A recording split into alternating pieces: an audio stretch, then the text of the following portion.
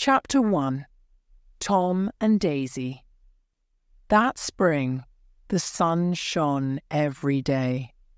I was lonely at first in the east, but I felt that this was the real beginning of my life. I walked in the fresh air, I bought books, I worked hard. I was trying to make myself a successful businessman. One evening the phone rang. It was my cousin Daisy. "Hello, Nick," she said in her soft voice. "Do you know we are neighbours? Tom and I are living across the bay in East Egg. I think we've settled down at last. Do come to dinner, Nick. I'd love to see you." Of course I agreed. I wanted to see my cousin Daisy again. She had married Tom Buchanan, a man I had known at Yale University. Tom had been a famous football player at college. His family was very rich and Tom had spent money carelessly. Now he and Daisy had left Chicago, where I had last seen them. After the war, they had travelled around America and Europe. I did not believe they had really settled down. They were too rich and too restless. So, a few days later, I drove over to East Egg. The Buchanans' house was a big one, overlooking the bay. The lawns and gardens started at the house and went down to the sea. It was late afternoon and the weather was warm and windy. All the windows at the front of the house were wide open. Tom Buchanan stood on the porch, his legs wide apart. He was a fair-haired man of about 30. He wore smart riding clothes and his body looked strong and cruel. We talked for a few minutes on the sunny porch. "I've got a nice place here," Tom told me. He took hold of my arm and showed me the outside of the house. Then we looked at the rose garden and walked down to the sea. There was a big motorboat at the end of the dock. "Come inside now and see Daisy," Tom said. We walked into the house and into a high room with windows at either end. The windows were open and the wind blew the curtains up towards the ceiling, then down towards the thick carpet. 2 young women were sitting on an enormous couch.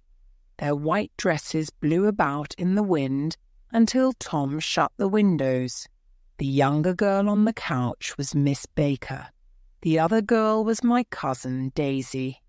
Daisy leant forward and gave a charming little laugh.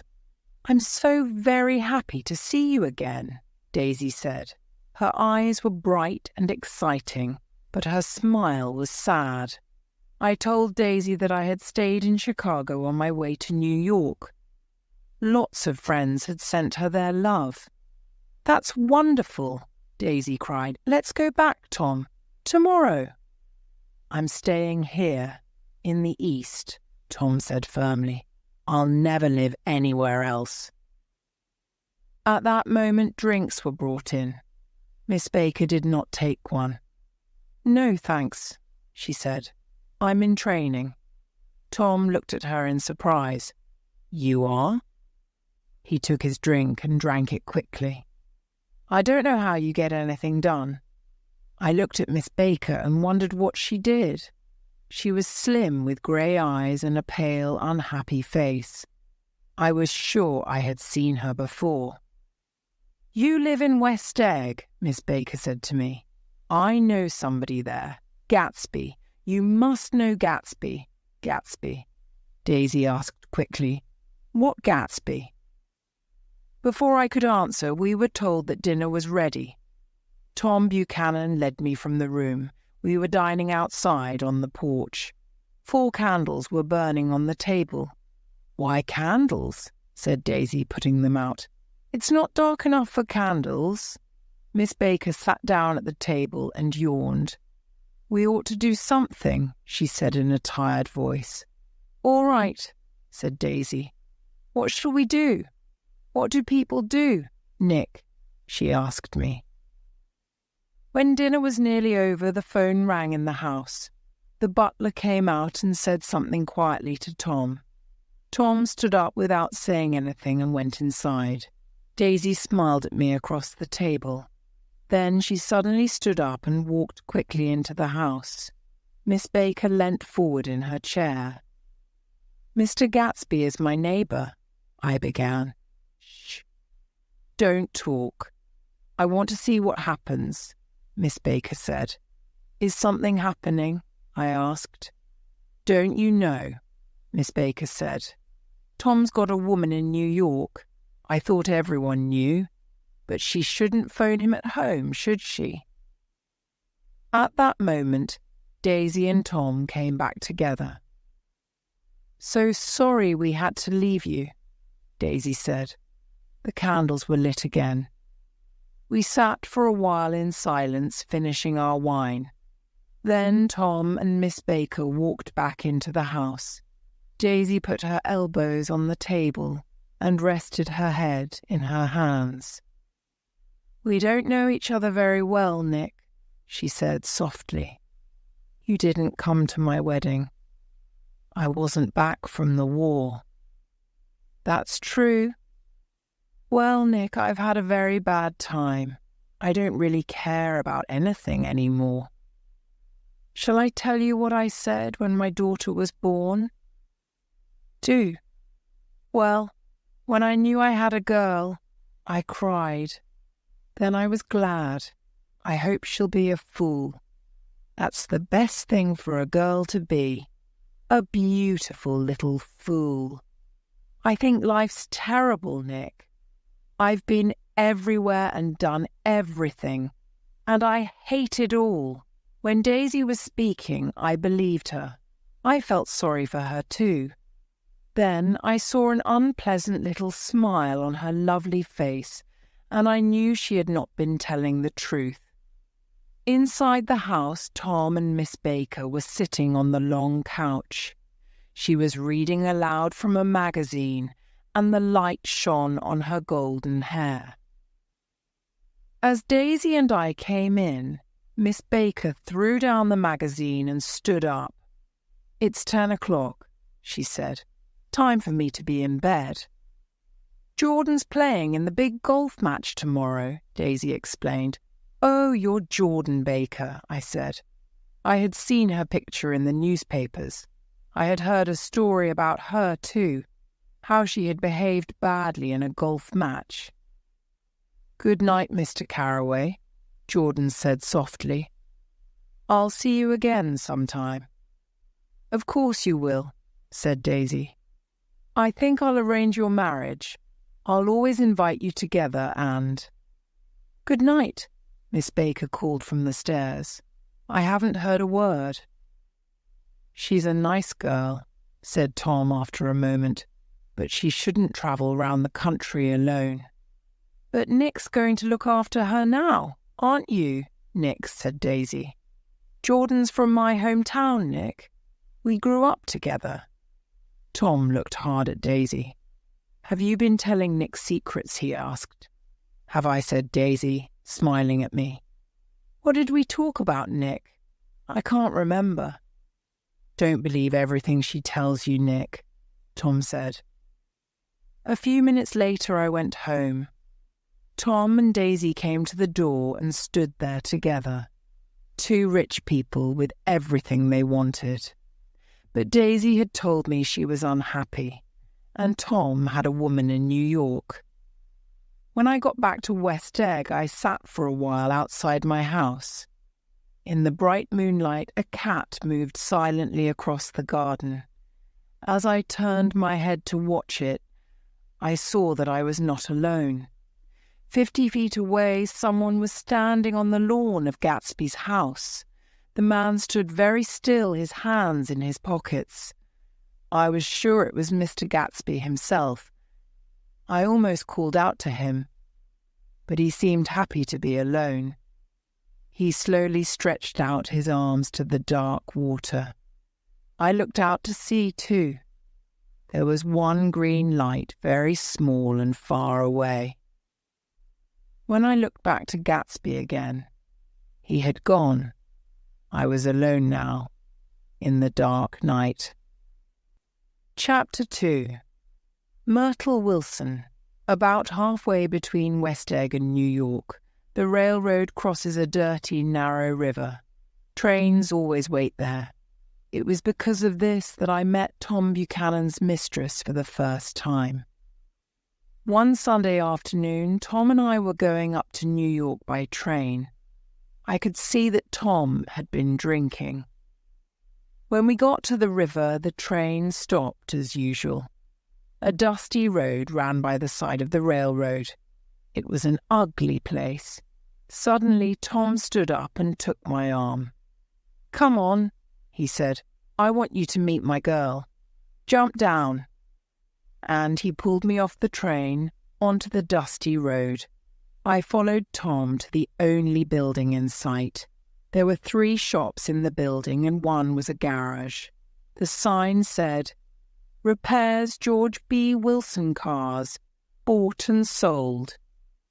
Tom and I went into the garage. There was one dusty old car in the corner. As I was looking around in surprise, a thin man came out of the office. "Hallo, Wilson, old man," Tom shouted. "How's business?" "Not bad," said Wilson unhappily. "When are you going to sell me that car?" "Next week. My driver's working on it now." "He works slow, doesn't he?" said Wilson. "No, he doesn't." "And if you feel like that, I can sell it to someone else," Tom said angrily. "I don't mean that," said Wilson. His voice stopped. I heard footsteps on the stairs. Then a woman was standing in the doorway. She was in her middle 30s. She was not beautiful, but her face and body were full of life. She smiled slowly and walked past her husband. She shook hands with Tom and looked into his eyes. "Why don't you get some chairs, George, so everyone can sit down?" she said. "All right," said George Wilson hurriedly, and he went towards the little office. "I want to see you," Tom said quickly to the woman. "Get on the next train. I'll meet you in New York." "All right." She moved away. George Wilson came out with 2 dusty chairs, but Tom had already turned to go. "It's good for Myrtle to get away," Tom said, as we were waiting for the next train. "Doesn't her husband care?" "Wilson? He thinks she goes to New York to meet her sister. He's a fool." And so Tom Buchanan, his girl and I went up to New York. But Mrs. Wilson sat in another part of the train. At the station in New York, she bought magazines and perfume. We all got into a taxi. Almost at once, Mrs. Wilson told the driver to stop. An old man was standing by the roadside with a basket of puppies. "I want one of those dogs," Mrs. Wilson said. "It will be nice to have one in the apartment." "What kind are they?" she asked the man. "I want a police dog." The old man looked into the basket. "I got all kinds, ma'am," he said, pulling out a puppy. "That's not a police dog," said Tom. "No," said the old man. "I think it's cute," said Myrtle Wilson. "How much is it?" $10, ma'am." "Here's your money," said Tom impatiently to the man. "You can get 10 more dogs with it." We drove over to Fifth Avenue and I tried to leave them there. "No, you don't," said Tom quickly. "Myrtle wants you to see the apartment, don't you, Myrtle?" "Sure," Myrtle Wilson said. "I'll phone my sister Catherine. People say she's beautiful." So we drove on until we came to the apartment house. Myrtle Wilson got out of the taxi like a queen. "I'm going to ask the McKees to come up," she said in the elevator. "They live in the apartment below.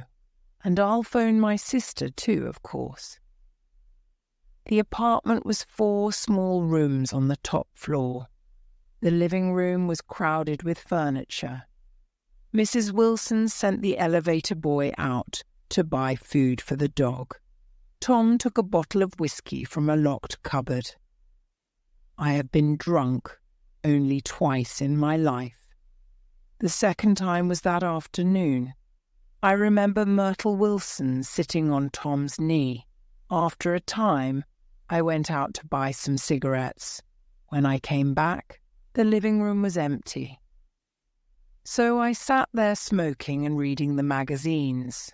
Just as Tom and Myrtle came out of the other room, the sister Catherine arrived. She was about 30, thin and red-haired, with a white face.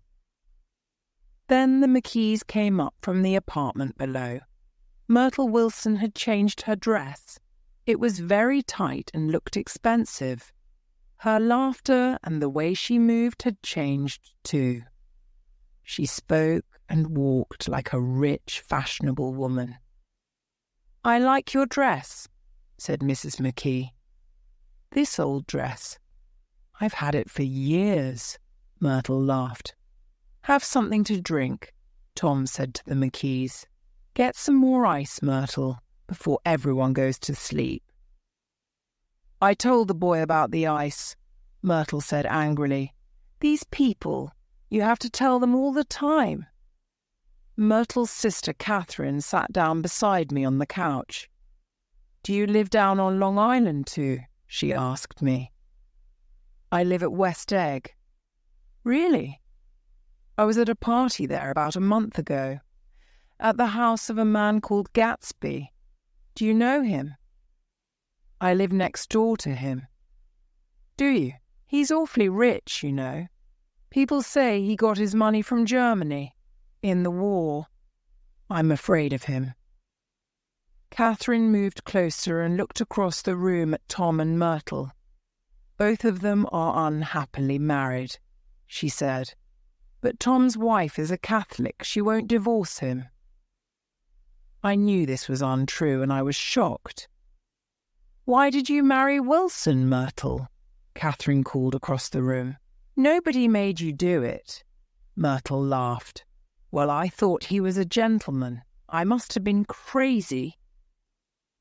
Tom now sent the elevator boy to buy some sandwiches and a second bottle of whiskey.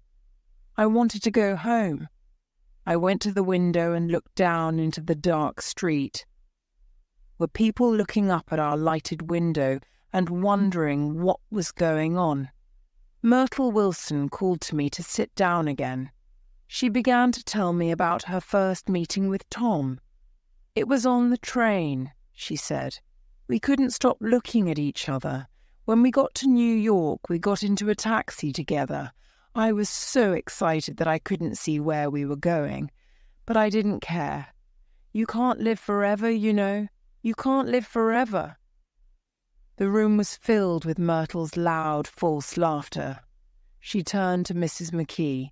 "My dear," Myrtle said, "I'm going to give you this dress. I'm getting another tomorrow. I've got so many things to buy, a collar for the dog, an ashtray, and I must go to the hairdresser's." It was 9 o'clock. Then I looked at my watch again. It was 10. The room was full of smoke. People were coming and going, shouting to each other across the room. At about midnight, Tom and Myrtle started to argue. "Daisy! Daisy! Daisy!" Myrtle Wilson was shouting. "I'll say her name whenever I want to. Daisy! Die!"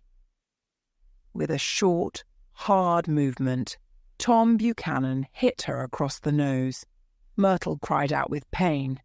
Someone got to towels. Then the towels, covered with blood, were all over the floor. People were screaming and shouting. Myrtle Wilson lay on the couch. Her nose was still bleeding and she was crying loudly. Mr. McKee woke up and walked towards the door. I picked up my hat and followed him out. We went down in the elevator together. Then I was on the station, half asleep, waiting for the early morning train to West Egg. Chapter 3. I Meet Gatsby. My neighbour, Mr. Gatsby, gave parties all through the summer. Nearly every night his house and gardens were full of music. Men and women walked among the beautiful flowers, laughing, talking, and drinking champagne. In the afternoons, Gatsby's guests swam in the sea or sat on his beach. His motorboat roared across the bay.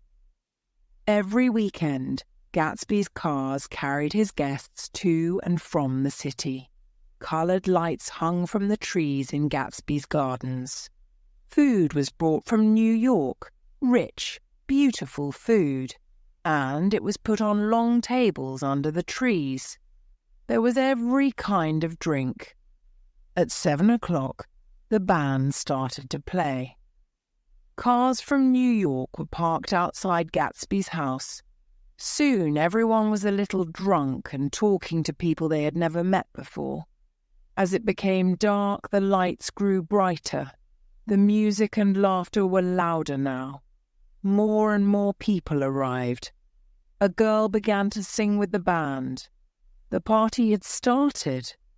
Not all these people had been invited to Gatsby's house. All kinds of people drove out to Long Island and stopped outside Gatsby's door. Then they joined the party and started to have a good time. Sometimes they were introduced to Gatsby. Sometimes they never saw him. One day, I was invited to one of Gatsby's parties. As soon as I arrived, I began to look for Gatsby to thank him for his invitation. But no one knew where he was. As I went to get a drink, I saw Jordan Baker.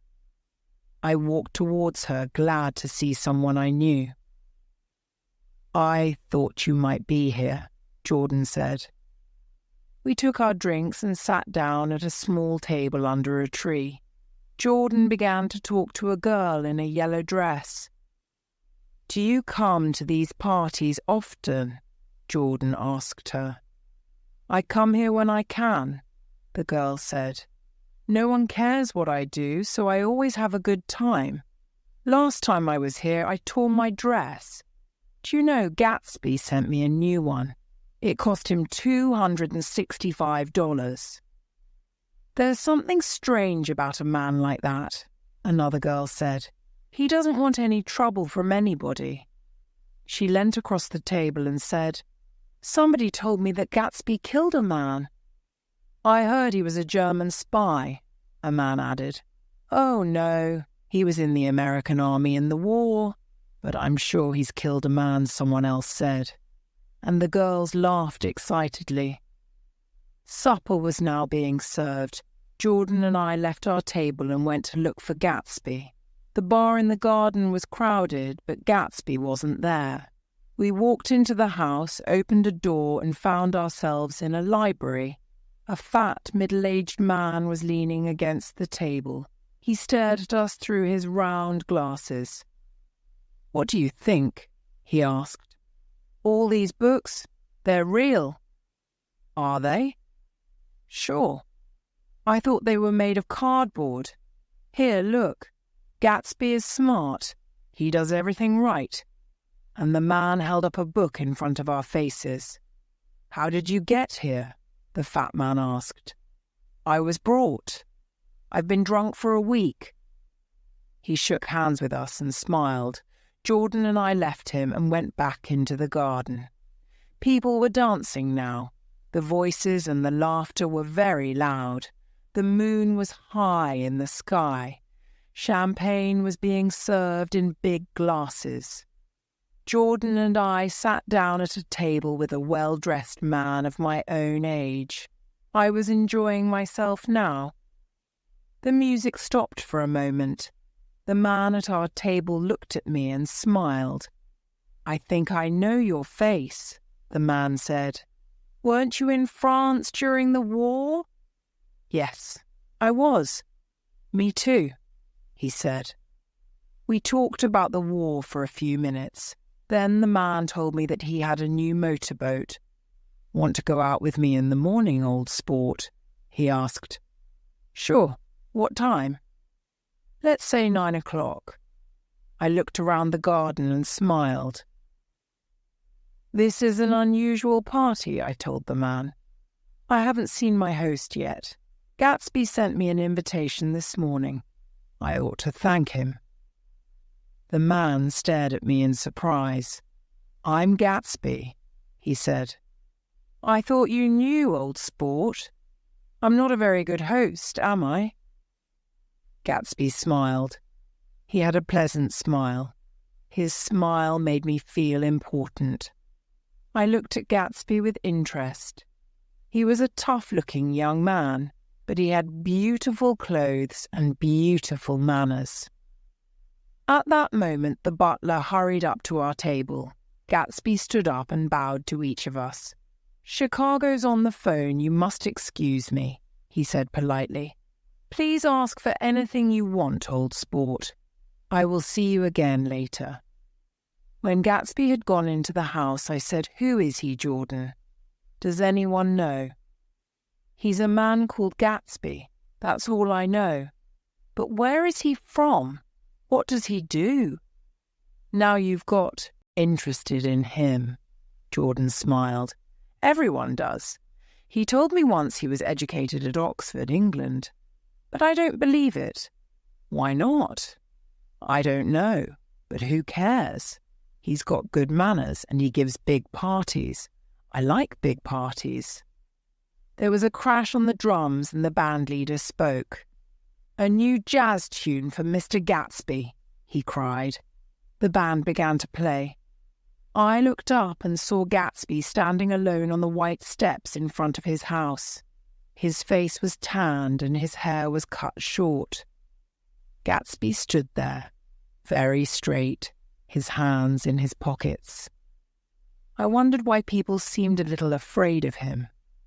When the jazz tune ended, every girl kissed the nearest man and fell into his arms, half drunk. But there was no girl in Gatsby's arms. He stood there, on the steps, alone. The butler came back to our table. "Miss Baker," he said, "Mr. Gatsby would like to speak to you." "To me?" Jordan got up slowly and walked into the house. It was almost 2:00 now. Someone was singing. I went into the house to listen. A tall woman was standing by the piano, very drunk. As she sang, she cried. Suddenly, she dropped her glass and fell back into a chair, fast asleep. It was time to go home. As I walked towards the door, Jordan Baker and Gatsby came out of the library together. "I've heard the most surprising thing," Jordan told me quietly, "but I can't tell you about it. It's a secret," she yawned. "I must go. My friends are waiting. Do phone me." A few guests were standing near Gatsby. I went up to him to say goodbye. "Don't forget we're going out in the boat, old sport," he said, "at 9:00. Then the butler said, "Philadelphia wants you on the phone, Mr. Gatsby, sir." "All right, wait a minute." Gatsby smiled at me. "Good night, old sport, good night." I walked down the steps. The lights of a dozen cars shone on the gardens. Drunken voices were saying good night. I walked across the lawn in the moonlight. The cars drove away. The gardens were quiet and empty. All alone, Gatsby stood on the white steps, waving goodbye. Chapter 4. I Have Lunch with Gatsby. I worked hard that summer. I met a lot of business people and began to understand my job. I enjoyed living in the East. I liked New York and its crowds of people. I didn't see Jordan Baker for a while. Then, about midsummer, we met again. Was I in love with Jordan? I don't think so, but I enjoyed being with her. Gatsby went on giving parties and Jordan and I went to some of them. All the most fashionable people went to Gatsby's parties. They came to Gatsby's house, drank his wine, and told each other crazy stories about him. He's a bootlegger, a crook, a gambler. He's killed a man. All these things were said about Gatsby, but no one knew the truth about him. And, while he went on giving parties, no one cared. One morning, late in July, Gatsby's car stopped outside my door. It was the first time Gatsby had called on me. "Good morning, old sport," he said. "You're having lunch with me today. We can drive up to New York together." Gatsby got out of his beautiful yellow car and stood beside it proudly. "It's pretty, isn't it, old sport?" he said. "Have you seen it before?" Of course I'd seen it. Everyone in West Egg knew Gatsby's car. Yellow and silver, it shone in the morning sun. We made ourselves comfortable on the green leather seats and set off for New York. I hadn't talked much to Gatsby before. I was interested in him, but I knew very little about him. As he drove along, Gatsby didn't say anything at first. Then suddenly he spoke. "Look here, old sport," he said. "What do you think of me?" Before I could answer, Gatsby went on. "You must have heard a lot of stories about me. Well, now you're going to hear the truth. I'm the son of rich people in the Middle West. They're all dead now. I grew up in America, but I was educated at Oxford. All my family went there." Gatsby looked at me for a moment. He was talking quickly, and I didn't believe a word he was saying. "What part of the Middle West are you from?" I asked. "San Francisco." "San Francisco? But that's not." "My family died," Gatsby went on in a slow, sad voice. "After that, I lived all over Europe. I travelled, collected jewels, hunted animals. I was spending money to forget something very sad." I was so sure now that Gatsby was lying that I almost laughed. "Then the war came. Old sport," Gatsby said. "I was glad. I tried to die, but I couldn't. I was a success. I won medals. Look, here's one of them." Gatsby took a medal out of his pocket. I looked at it in surprise. "Major Jay Gatsby," I read, "for valour extraordinary." Then Gatsby took out a photograph. "I always carry this too, taken at Oxford." In the photograph, some young men were standing outside a college gate. I recognised Gatsby. Was he telling the truth then? "I'm going to ask you a favour," Gatsby said, putting the photograph away. "That's why I've told you about myself. You'll hear more this afternoon." "This afternoon?" "Yes, when you have tea with Miss Baker. I've asked her to speak to you about a certain matter." Gatsby drove faster. As we passed Wilson's garage, I saw Myrtle Wilson selling gas. We raced on towards the bridge. There was New York on the other side of the river. I felt excited, as I always did, when I saw the city. Anything can happen in New York, I thought. Anything. I can even believe Gatsby's story. At noon, I left work to go to the restaurant where I was having lunch with Gatsby. He was already there, talking to a small dark man with a large head. "Mr. Carraway," Gatsby said, "this is my friend, Mr. Meyer Wolfsheim." Gatsby led us to a table and ordered drinks. "This is a nice restaurant," said Mr. Wolfsheim, looking round, "but the place across the street is better." "What place is that?" I asked. "The old Metropole," Mr. Wolfsheim said sadly. "I remember the night they shot Rosie Rosenthal over there, shot him 4 times and then drove away. Poor Rosie, he was a good friend of mine." The food arrived and Mr. Wolfsheim began to eat greedily. All the time he was eating, he was watching everyone in the room. Gatsby suddenly looked at his watch. He stood up and hurried out. "He has to phone," said Mr. Wolfsheim. "He does a lot of business with Chicago. Gatsby's a fine fellow, isn't he? Good-looking and a perfect gentleman. He's an Oxford man, you know." "Oh, is he? Have you known Gatsby for long?" I asked. "Several years," Wolfsheim answered. "I met him after the war. He comes from a good family.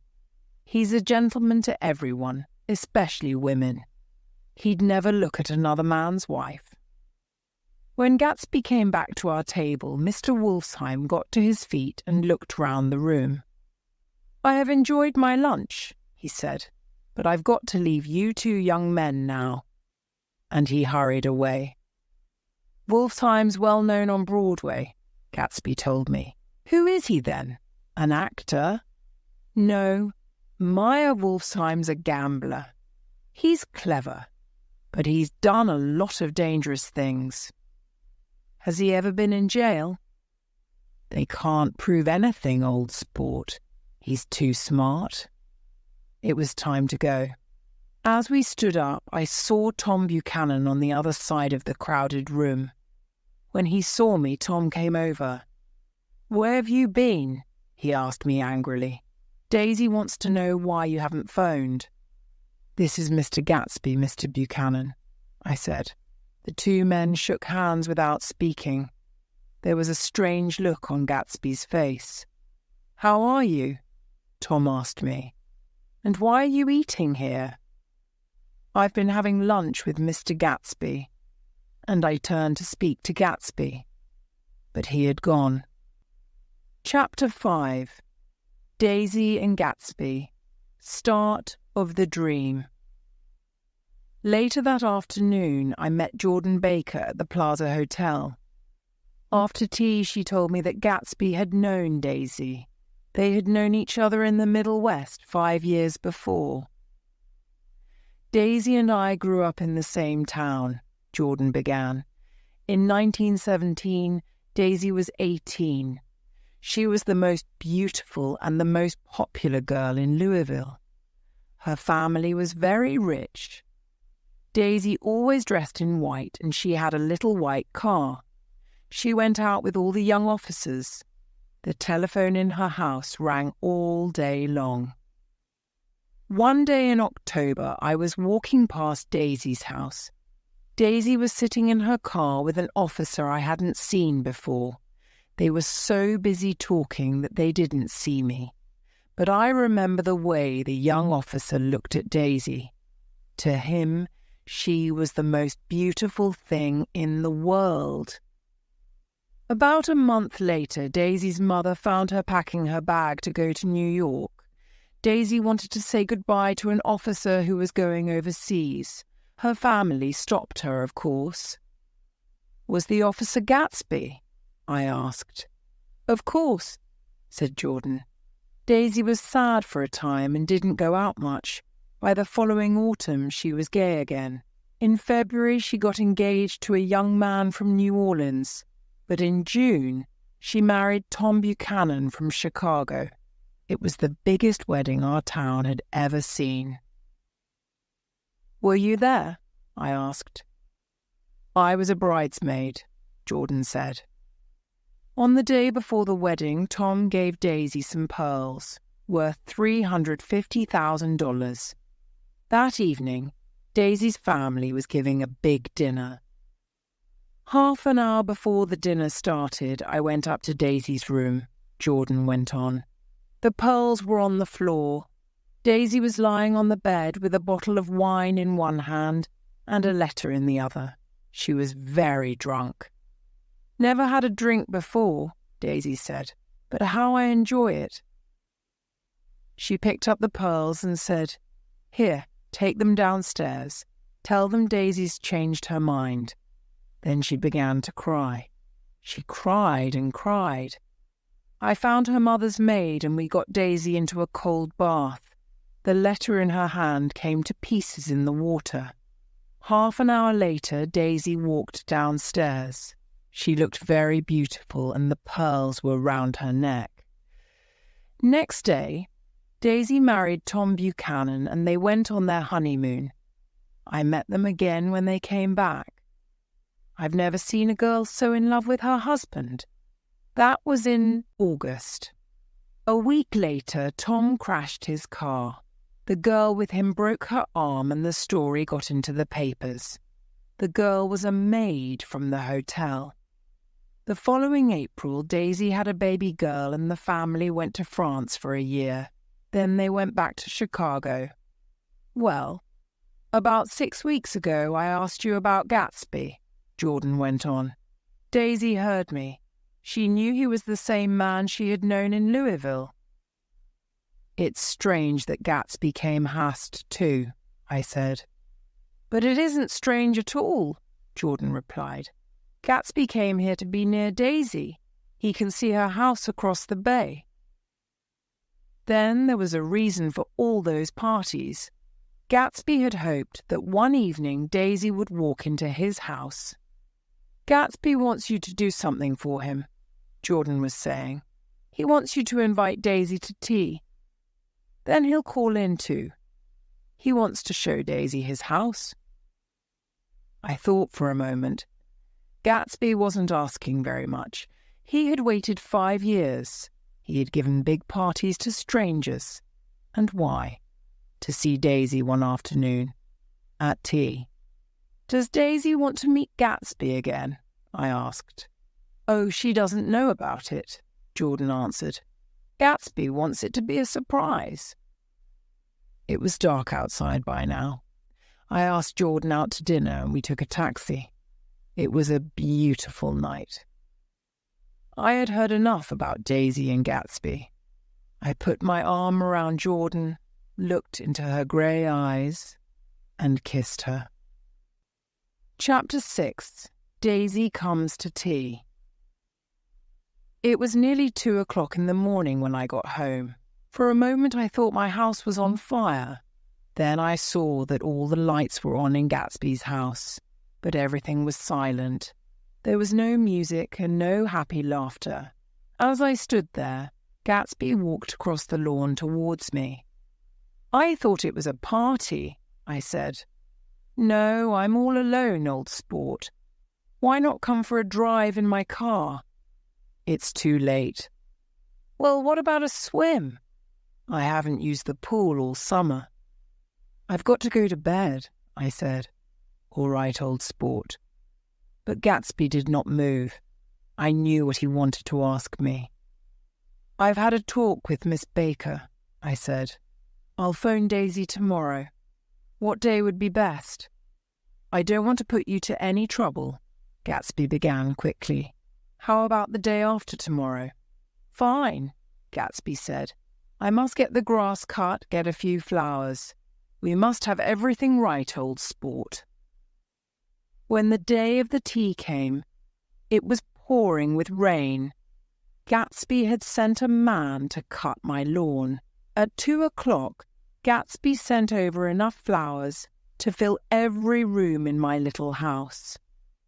An hour later, Gatsby himself arrived. He was wearing a white suit, silver shirt, and gold tie. He looked pale and tired.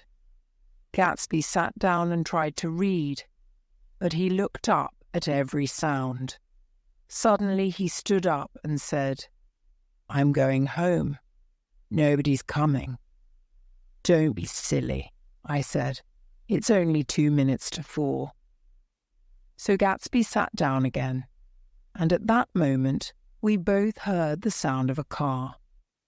As I opened the front door, Daisy stopped her car and got out. Why did I have to come alone? Daisy said with a little smile. Are you in love with me, Nick? I took Daisy's hand and led her into the living room. Gatsby stood there, very pale, his hands in his pockets. For half a minute there was silence. Then Daisy gave a little laugh and said, I'm so very glad to see you again, Jay. It's been a long time. 5 years next November, said Gatsby, staring at Daisy. I went into the kitchen to get the tea. After a few minutes, Gatsby came after me and closed the door. "This is a terrible mistake," he said. "It's too late, old sport, too late." "Nonsense, go back and talk to her. You're both shy, that's all." I decided to leave them alone for half an hour. I went to the window. The rain had stopped now and the sun was shining. When I took in the tea, I made a lot of noise, but I don't think they heard a sound. Daisy and Gatsby were both sitting on the couch. There were tears on Daisy's face, but she was smiling. Gatsby's face was shining with joy. Their happiness filled the room. "Oh, hello, old sport," Gatsby said, as if he hadn't seen me for years. "I want you and Daisy to come over to my house." "You're sure you want me to come?" "Sure of it, old sport." And so Daisy saw Gatsby's enormous house for the first time. "That's your house over there, Jay," she cried excitedly. "Do you live there alone? It's so big."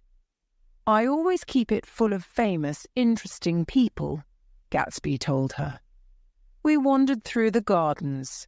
Daisy admired every flower, every tree, everything she saw. We came at last to the white steps in front of the house. It was strange to see them quiet and empty.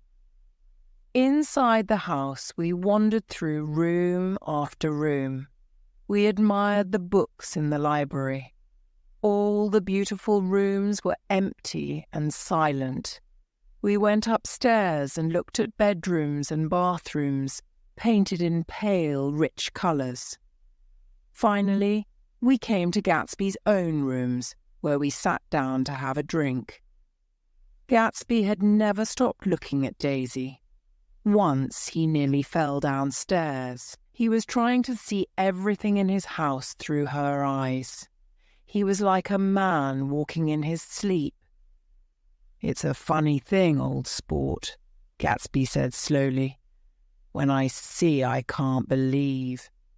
He put down his drink and opened two big cupboards. He began to take out shirts, suits, ties. "I've got a man in England who buys me clothes," Gatsby explained. "He sends things over twice a year." The brightly coloured clothes covered the table and fell onto the floor. Silk, wool, cotton, the pile grew higher and higher. Suddenly, Daisy hid her face in the shirts and began to cry. "I don't know why I'm crying," she said, "but they're such beautiful shirts, Jay. I've never seen such beautiful shirts before in all my life." It was getting darker now and the rain had started again. Daisy and Gatsby stood together looking out of the window. I began to walk round the room in the half-darkness. On Gatsby's desk was a photograph of a tough-looking old man. The man was dressed in sailing clothes. "Who's this?" I asked Gatsby. "That's Mr. Dan Cody, old sport. He used to be my best friend years ago. He's dead now. Dan Cody had a big yacht and we sailed around together for nearly 5 years. He was like a father to me." This was one of the few things that Gatsby told me about himself that was really true. But I did not know that then. I was going to ask Gatsby more about Mr. Cody, but Daisy suddenly cried out, "Come back here, Jay, quick!" In the west, pink and golden clouds had formed over the sea. "Look at that," Daisy said softly to Gatsby. "I'd like to put you in one of those clouds and push you around in it." I tried to go then, but they wouldn't let me. "I know what we'll do," Gatsby said. "We'll have Klingspringer play the piano." Gatsby found Klingspringer. He was a young man who lived in the house. In the music room, Gatsby turned on a lamp beside the piano. He lit Daisy's cigarette with a shaking hand. They sat down together on a couch away from the light. Klingspringer sat down at the piano and began to play. "In the morning, in the evening, ain't we got fun?" he sang softly. When I went over to say goodbye to Gatsby, he had a look of surprise on his face. Gatsby had dreamed of Daisy for almost 5 years. Now his dream was beside him. He could not believe it. They had almost forgotten I was there. Daisy looked up as I spoke and held out her hand. Gatsby looked up too, but he didn't seem to know me. I went out of the room quietly, leaving them together. Chapter 7. Gatsby's last party. I didn't see or hear from Gatsby for several weeks after this. I was working hard and spending my free time with Jordan, but this was the time when everyone was talking about Gatsby. More and more strangers went to his parties. More and more strange and crazy stories were told about him. Everyone seemed to be talking about Gatsby. Then, one Saturday, I was invited to another of Gatsby's parties. Daisy was there too, and Tom had decided to come with her. Perhaps it was because Tom was there, but the party seemed different. There was an unpleasant, uneasy feeling about it. But all the same people were there. They were drinking champagne as usual, dancing and laughing as before. Tom and Daisy arrived as darkness was falling. Gatsby went over to them at once. Then he took them slowly round the gardens, pointing out his most famous guests proudly. Daisy and Gatsby danced together. I had never seen Gatsby dance before. Then they walked over to my house and sat there together for about half an hour. Tom didn't seem to care. He found a girl he wanted to talk to, and the evening passed as usual. I could see that Daisy was not happy at the party. She hated all these laughing, shouting strangers. They didn't seem to care for anybody or about anything. By the time the Buchanans were ready to leave, Tom was in a bad temper. "Who is this Gatsby, anyway?" Tom asked, as he and Daisy were waiting for their car. "Is he a bootlegger? A crook? He knows a funny lot of people. Where does he find them? Where does he get his money from?" "Lots of people come who haven't been invited," Daisy said. "He's too polite to tell them to go." "I'd like to know who Gatsby is and what he does," Tom repeated, "and I'm going to find out." As they got into their car, Daisy looked back at the house sadly. Gatsby was nowhere to be seen. I stayed late that night because Gatsby wanted me to. When everyone had gone, we sat on the steps together. Daisy didn't enjoy herself, Gatsby said. Of course she did. No, she didn't have a good time. I couldn't talk to her. I felt farther away from her than ever. It's hard to make her understand. And then Gatsby told me what he wanted. He wanted Daisy to ask Tom for a divorce. He wanted her to tell Tom that she didn't love him, that she had never loved him, that she loved only Gatsby. Gatsby wanted to take Daisy back to Louisville, where they had first met. Gatsby and Daisy would be married.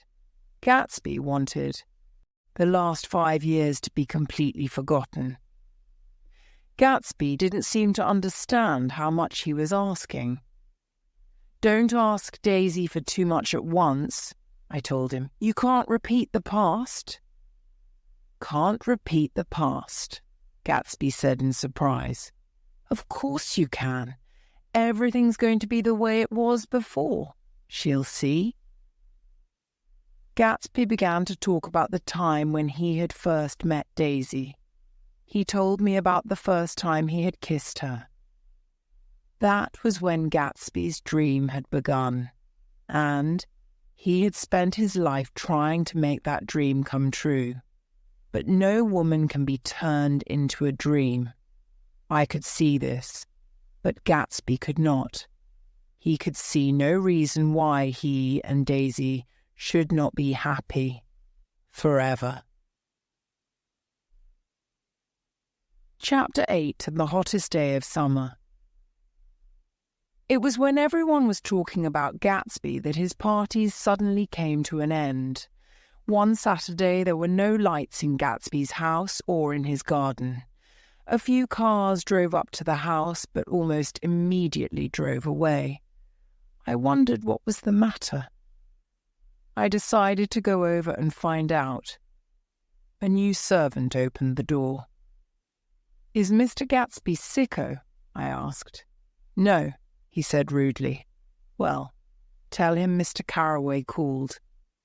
"Carraway okay?" And he shut the door in my face. Next day, Gatsby phoned me. "Are you leaving, Oo?" I asked. "No, old sport, of course not. I've sent all my old servants away. Daisy comes over in the afternoons. I didn't want them to talk about her in the village. Some friends of Wolfsheim are looking after me now." Gatsby was phoning with an invitation from Daisy. She wanted me to have lunch at her house the following day. Jordan would be there, and of course Gatsby too. Daisy phoned me half an hour later. She seemed glad that I had accepted the invitation, but her voice was nervous and excited. The next day was the hottest day of the summer. The smallest movement made you hot and tired. I drove over to the Buchanans' house with Gatsby in his big yellow car. Its green leather seats were too hot to touch. The room where Daisy and Jordan were sitting was dark and cool. The two girls, both dressed in white, raised their hands lazily. "It's too hot to move," they said together. Gatsby stood in the middle of the room in his elegant pink suit. He could not believe that he was in Daisy's own house. Daisy watched him and gave her sweet, exciting laugh. At that moment, Tom opened the door noisily and hurried into the room. "Ah, Mr. Gatsby, hello, Nick," he said, holding out his hand to me. "Make us all a cold drink," Daisy cried. As Tom left the room again, Daisy went over to Gatsby and kissed him on the mouth. "You know I love you," she said softly. When Tom brought in the drinks, we all drank greedily. We had lunch in the darkened dining room and drank a lot of cold beer. "What are we going to do this afternoon?" asked Daisy. "And the day after that and the next 30 years? "Oh, it's so hot," Daisy went on, almost crying. "I know, why don't we drive to New York?" She looked across the table into Gatsby's eyes. "Ah," Daisy cried in her soft, exciting voice, "you always look so cool." They looked at each other as though they were alone in the room. Suddenly, Tom Buchanan understood. His wife Daisy was in love with Gatsby. Tom's mouth opened a little. He looked first at Gatsby and then at Daisy. Tom stood up. "All right then," he said in a hard voice. "We're going to town. Let's go." The girls went upstairs to get ready. We went out onto the porch. "Shall we take anything with us to drink?" Daisy called down. "I'll get some whiskey," Tom answered. Gatsby turned to me and said, "I can't say anything to him in his house, old sport." "I think Daisy's voice told him everything," I said. "She's always had everything she's wanted," Gatsby went on. "Daisy's voice is full of money," he added. That was it. Daisy's charm was the charm of the rich and spoilt. Tom came out of the house with the whiskey wrapped in a towel. Daisy and Jordan followed him, looking cool and charming in their white dresses. "Shall we all go in my car?" said Gatsby. "You take my car," Tom said in a loud voice to Gatsby. "Come on, Daisy, I'll take you in this yellow one," he added, walking towards Gatsby's car. But Daisy moved away from her husband. "No, Tom, you take Nick and Jordan. We'll follow you." and she pushed Gatsby towards the Buchanans' small blue car. Jordan, Tom, and I got into the front seat of Gatsby's car. "Did you see that?" Tom asked us angrily. "Where did Daisy find a man like that?" "He's an Oxford man," said Jordan. "Like hell he is. He wears a pink suit," Tom said angrily. "I'm beginning to find out the truth about Gatsby, and it's not very pleasant."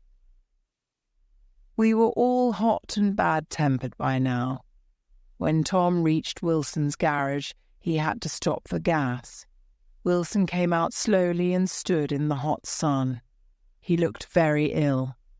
"Well, come on," Tom shouted. "Have I got to get the gas myself?"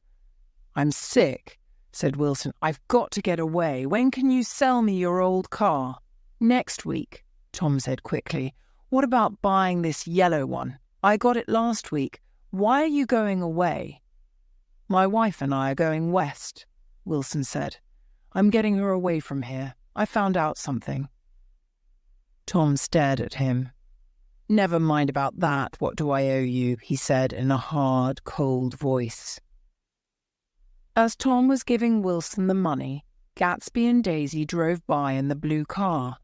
At the same moment, I saw Myrtle Wilson looking down at Jordan from an upstairs window. There was a look of terrible jealousy on Myrtle Wilson's face. She thought Jordan was Tom's wife. Tom did not see Myrtle. He was thinking about what Wilson had said. In one afternoon, Tom seemed to be losing his wife and his mistress too. He drove on, much too fast, until he was beside the blue car. Gatsby stopped and Daisy called out, "Where are you going? It's so hot. We'll drive around and meet you later." But Tom wanted to stay near Daisy and Gatsby. After some argument, we all drove to the Plaza Hotel. We took a room there so that we could have a drink. It was a crazy idea. The room was large, but it was very hot. We opened all the windows, but it made no difference. "Oh, it's so hot," said Daisy. "Why did we come here?" "Stop talking about the heat. You make it worse," said Tom, putting the bottle of whiskey on the table. "Why not leave her alone, old sport?" said Gatsby. "You wanted to come, you know." "I don't like being called old sport," said Tom in a bad-tempered way. "Where did you learn to say that?" "If you're rude, Tom, I won't stay a minute," Daisy said. "Why don't you phone for some ice?" We sat in silence waiting for the waiter to bring the ice. Then Tom looked at Gatsby and said, "By the way, Mr. Gatsby, you were at Oxford, weren't you?" "Yes, I went there." The waiter came in with the ice. When he had gone, Tom said, "When were you there exactly?" "It was in 1919, Gatsby replied quietly. "I was only there for 5 months. American officers were able to go to an English university after the war." So that story was true. I was glad. Daisy got up with a smile. "Open the whiskey, Tom," she said, "and I'll make everyone a drink." "Wait a minute," said Tom. "I've one more question to ask Mr. Gatsby." "Go on," said Gatsby politely. "What kind of trouble are you trying to make between me and my wife?" "Stop it, please, Tom," said Daisy quickly. "Why should I?" Tom shouted. "Have I got to watch a nobody from nowhere make love to my wife and say nothing?" "Now listen," said Gatsby. "I've got something to tell you, old sport." "Oh, please don't say anything," Daisy said. "Why don't we all go home? It's too hot to argue." "I want Mr. Gatsby to give me an answer to my question," Tom said loudly. "Your wife doesn't love you," said Gatsby. "She's never loved you. She loves me." "You're crazy," cried Tom, jumping to his feet. "It's the truth," said Gatsby. "We've loved each other for 5 years, old sport, and you didn't know." I tell you, you're crazy, Tom shouted again. Daisy loved me when she married me, and she loves me now. And I love Daisy too. I always have. She knows that. Gatsby walked over to Daisy and stood beside her. Tell him the truth. Tell him you never loved him, he said. Daisy looked at each one of us unhappily. I never loved him, she said slowly. Then Daisy turned to Gatsby with a frightened, unhappy look in her eyes. Oh, you want too much, Jay, she cried. I love you now. Isn't that enough? She began to cry. I did love Tom once, but I loved you too. You loved me too, Gatsby repeated slowly. I can't say I never loved Tom. It wouldn't be true, Daisy said sadly. Of course it wouldn't, said Tom. Now I'm taking you home, Daisy. You don't understand, Gatsby said quickly. Daisy's leaving you. Nonsense. Yes, I am, said Daisy, speaking with difficulty.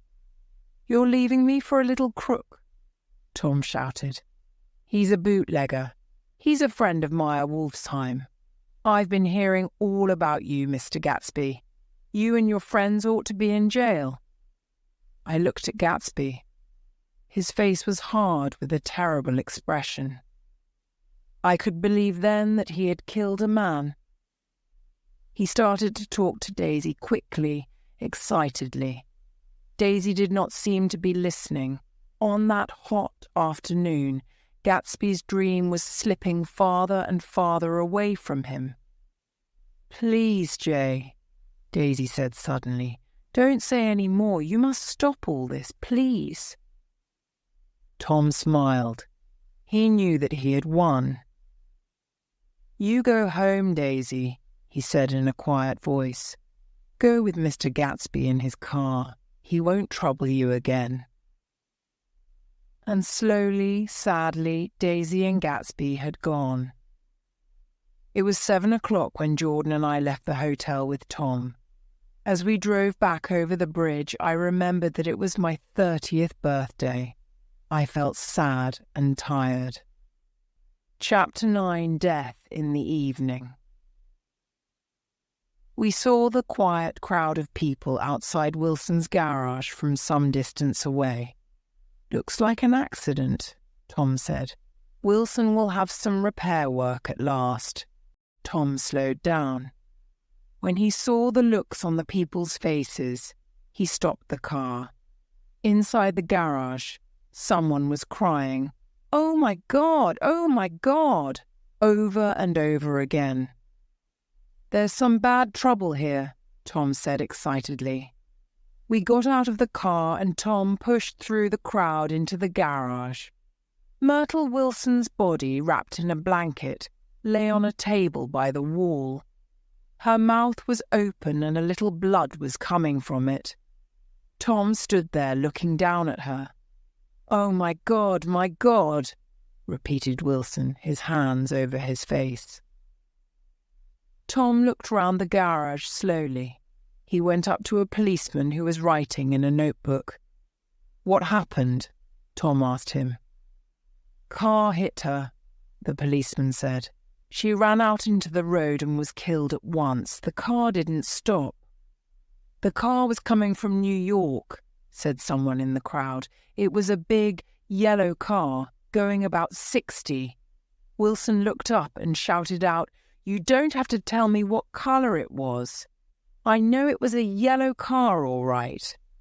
"Listen," Tom said, going over to Wilson. "I've just got here. That yellow car I was driving this afternoon wasn't mine, do you hear?" Wilson took no notice.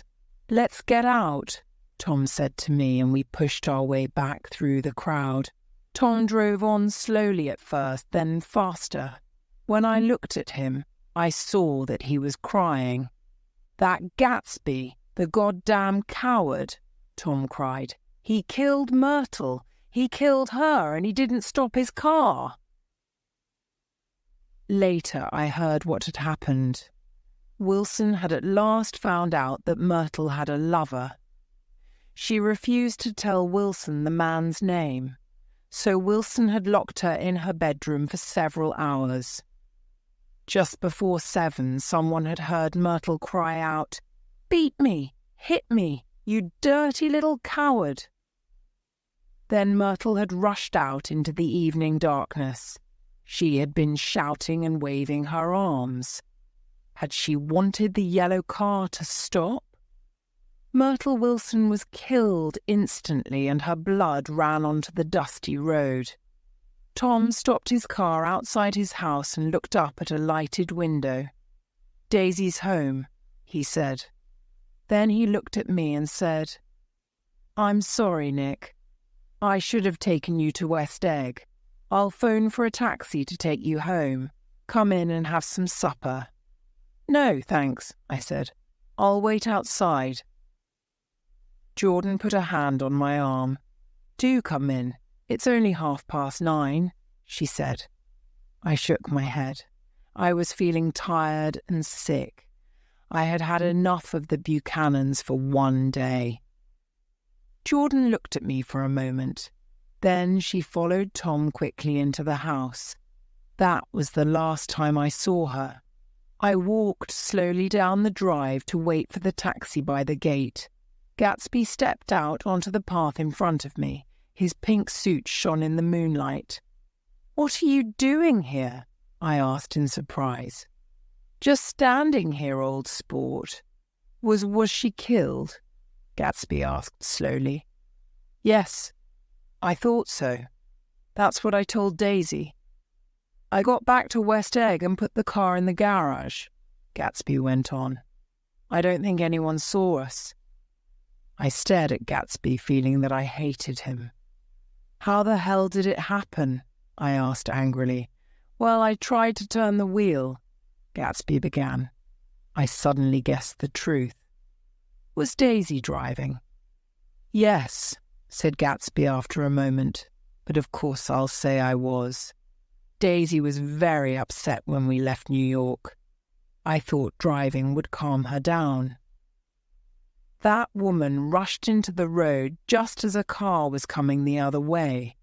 I think she wanted us to stop. Daisy turned towards the other car and then turned back.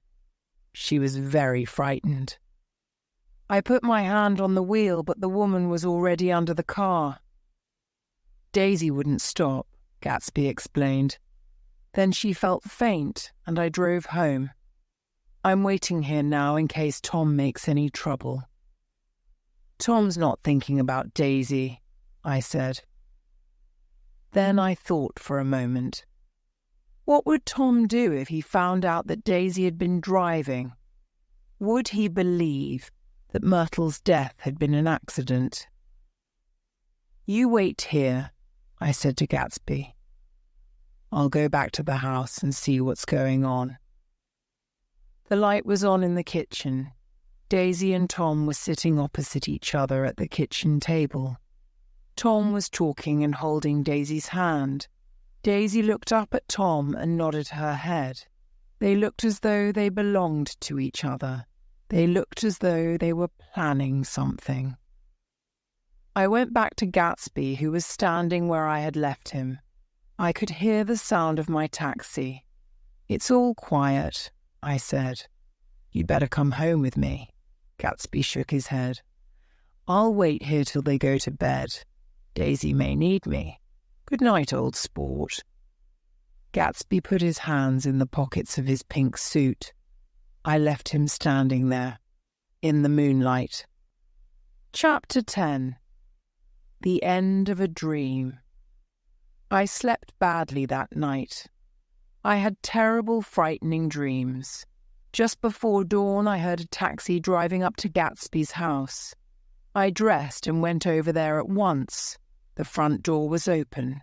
Gatsby was sitting in the hall, still wearing his pink suit. "Nothing happened," said Gatsby sadly. At 4:00, she came to the window.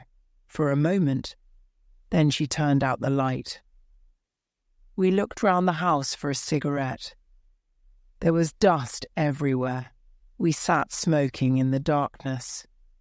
"You ought to go away," I told Gatsby. "The police are sure to find out the yellow car is yours." "Go away? Of course I can't, old sport. I must find out what Daisy wants to do." Gatsby began to tell me about Daisy. He told me how he had first been excited by her beauty and by her money. Gatsby had been a young man without money, and he had no hope of getting any. One October night, he and Daisy had become lovers. Then he had fallen in love with Daisy. And Daisy, a girl who had everything she wanted, fell in love with him. Life for Gatsby became more and more unreal. He spent hours telling Daisy about his dreams for the future. And of course she listened to him. Then Gatsby had to go to the war. When he came back, Tom and Daisy were on their honeymoon. The house began to fill with the pale light of dawn. Birds began to sing in Gatsby's garden. "I don't believe she ever loved him," Gatsby said. "You mustn't take any notice of what she said this afternoon. She was excited and Tom frightened her." Gatsby and I had breakfast together, and then we went into the garden. The air was cooler. Summer was nearly over. The gardener came up to us and said, "I'm going to take the water out of the swimming pool, Mr. Gatsby. The leaves will be falling soon." "Don't do it today," Gatsby said. "I haven't used that pool all summer." It was time for me to go to work, but I didn't want to work and I didn't want to leave Gatsby alone. "I'll phone you," I told him. "Do, old sport. I suppose Daisy will phone too." "I suppose so." We shook hands and I began to walk away. Then I stopped and shouted back across the lawn, "They're no good, Gatsby. You're better than all of them." It was the only compliment I ever paid Gatsby. But I've always been glad I said it. Gatsby gave me a big smile and raised his hand. His pink suit was bright against the white steps. "Goodbye," I called. "Thank you, Gatsby." Wilson had cried for Myrtle all night. Then he began to talk to his neighbours. 2 months ago, Myrtle had come back from New York with a bruised face. Later, Wilson had found an expensive dog collar in Myrtle's desk. "He bought it for her," Wilson said. "He bought it for her and then he killed her. He murdered her. The man in the yellow car. She ran out to speak to him and he wouldn't stop." Somehow Wilson found out who owned the yellow car. At 2:30 on the day after Myrtle had been killed, Wilson went to West Egg. He asked the way to Gatsby's house. At 2:00, Gatsby had gone down to his swimming pool with an airbed. He told his servants to call him if anyone phoned. No one phoned. His dream was over.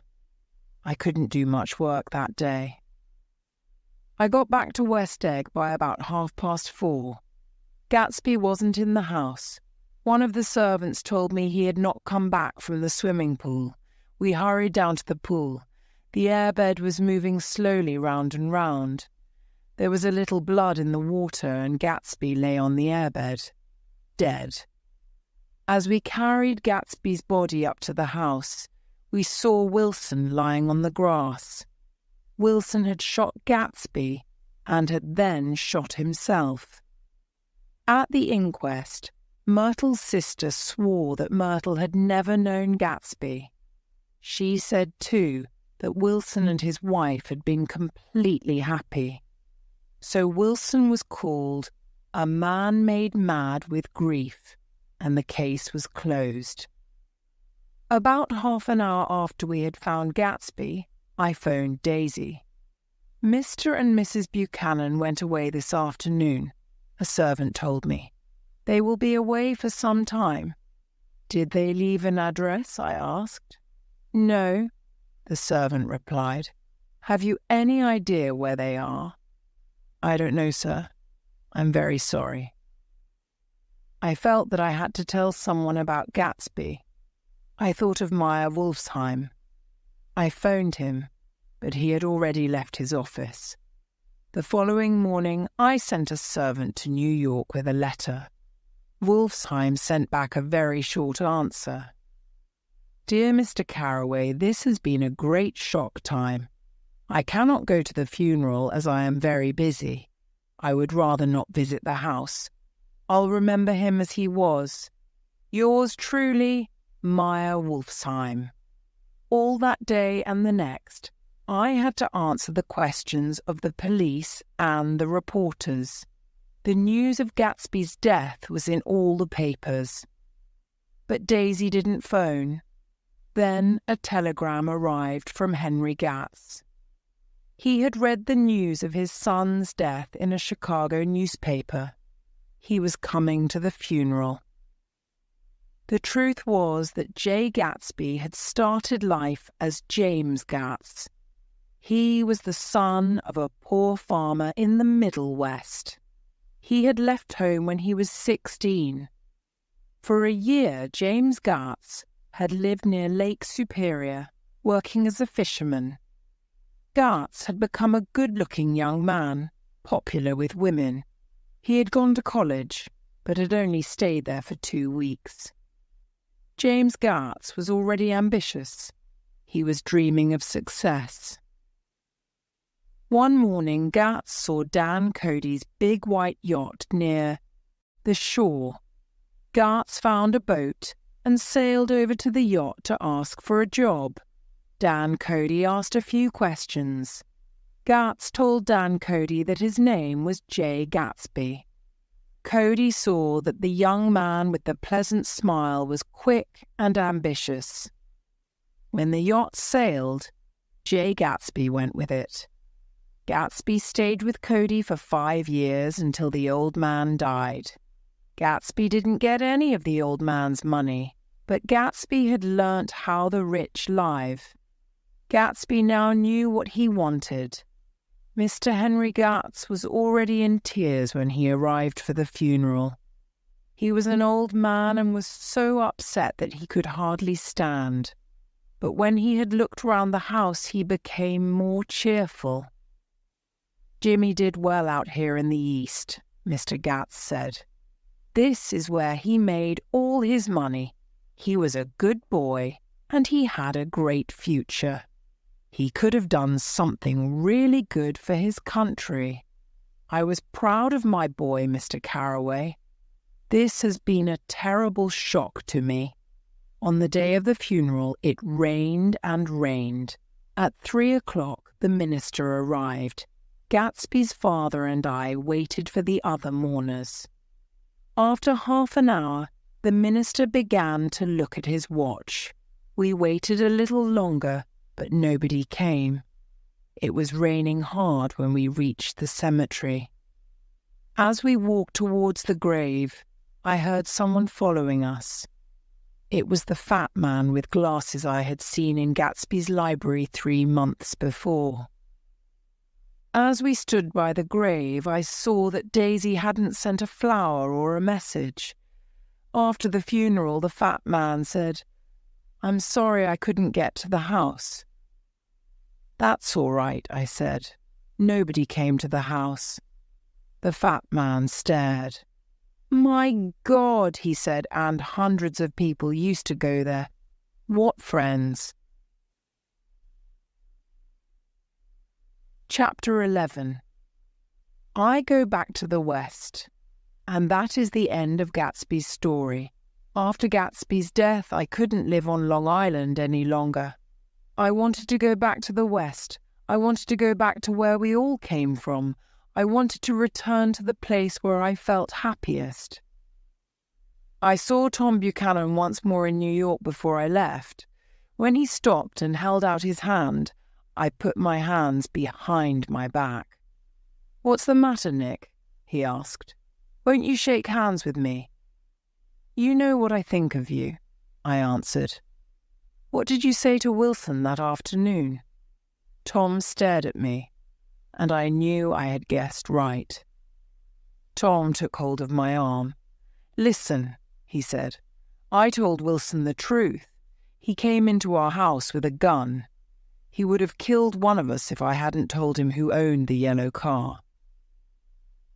And why shouldn't I have told him? Tom went on.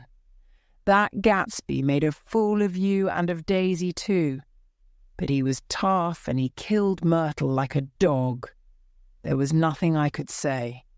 I knew the truth, but I could never tell it. Tom had done what he wanted to do. Got rid of Gatsby. Tom and Daisy were rich, careless people.